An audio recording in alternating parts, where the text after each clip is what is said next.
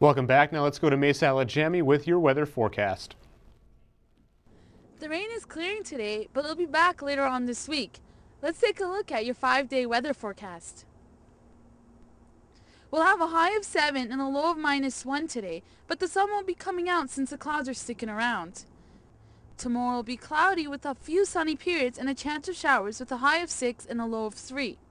Friday will be cloudy with a chance of showers, reaching a high of 7 and a low of -3. Saturday will have a mix of sun and clouds with a high of 8 and a low of 3. On Sunday it will be cloudy and rainy with a high of 10 and a low of -2. It might be the last time we see rain in the forecast before it turns into snow. Now back to you in the studio. And now a look at international and national news.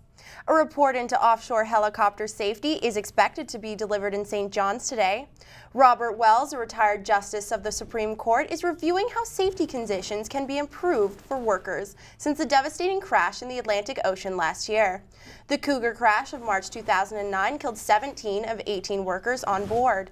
A lawyer representing the union says radical change is needed to protect workers. Conflicting theories are emerging after an explosion at a resort in Mexico. Local officials say trapped gases from a swamp nearby the Grand Riviera Princess Resort ignited and blew up. Investigators have a different theory after finding a ruptured sewer pipe about 10 meters from the site of the blast. It's still too early to tell what exactly caused the explosion, but a chemical engineering professor at the University of Toronto says swamp gas is the most likely scenario. The resort remains open to visitors. 2,500 more Iraqi Christians may be receiving refuge in Germany following recent attacks in their homeland. 2 Christians were killed in their homes on Monday by gunmen, and 68 people were killed in Baghdad during Sunday Mass after militants stormed a Catholic church last month. A German official says he will push for Germany to immediately take in Christians independent of any European Union decisions. Germany took in 2,500 Iraqi refugees last year. Half of them were Christian. An investigator's report is suggesting the pilot in the Air India flight crash that killed 158 people may have been asleep for more than half of the flight. Officials say the cockpit recorded pilot Zlatko Glusica's snoring and breathing heavily shortly before the attempted landing. The report concluded that Glusica was disoriented and had been warned numerous times by the co-pilot that there wasn't enough runway to land. Only 8 people survived the crash. Now let's turn to Christina Russo to tell us what's going on in the world of sports today.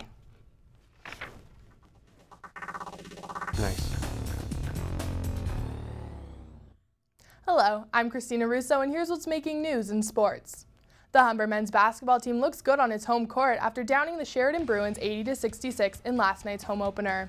Trailing by 11 early, the Hawks put together a strong second quarter, finishing the half with a 1-point lead.